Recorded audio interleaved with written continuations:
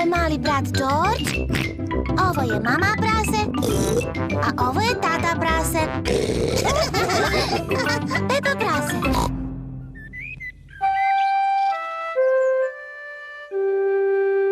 Štucanje.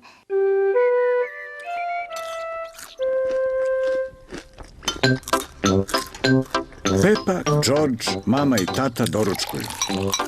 Dan je lep i sunčan, a Pepa i George jedva čekaju da izađu u dvorište da se igraju.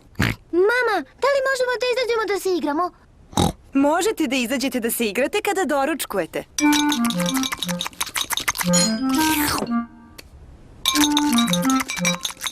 George, nemoj da piješ sok tako brzo.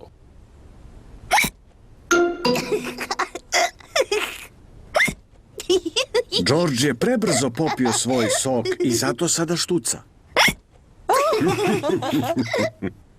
Mama, da li sada možemo da se igramo? Ne dok George štuca.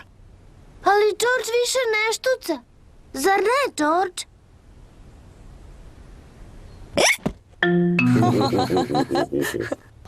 U redu, možete da idete da se igrate, ali pazi na George.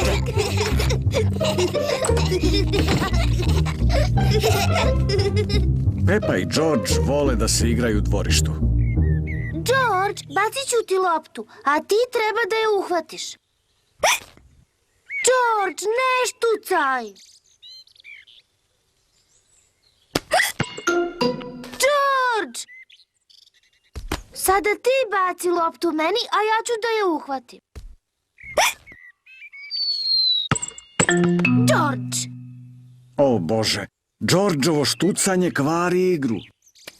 George, znam kako da ti izlečim štucanje. Morat ćeš da radiš ono što ti kažem. Trljaj svoje teme i svoj stomak. Dobro je, sad je prošlo. Izgleda da Pepin lek protiv štucanja nije uspeo.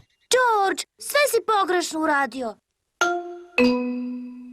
Znam još bolji lek za štucanje. Prvo, 3 puta skoči gore dole na jednoj nozi. Sada maši rukama gore dole i isplazi svoj jezik.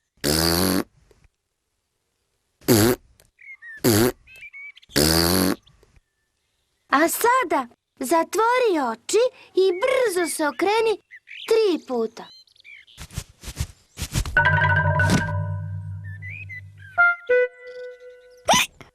Ni Pepin novi lek nije uspeo. George još uvek štuca.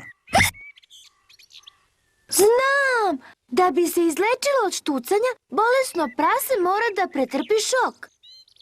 George, sada ću da te uplašim, ali zapamti, to je samo igra, da bi se izlečio od štucanja. Zapamti, samo se pretvaram.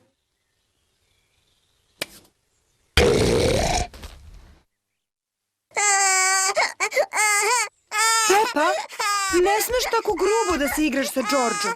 On je mali. Žao mi je, probala sam da mu zaustavim štucanje. Georgeovo štucanje je prestalo. Evo tate praseta sa 2 čaše soka. George, ako budeš prebrzo pio, ponovo ćeš početi da štucaš. Ja nisam tako mala kao George. Ja mogu brzo da popijem sok.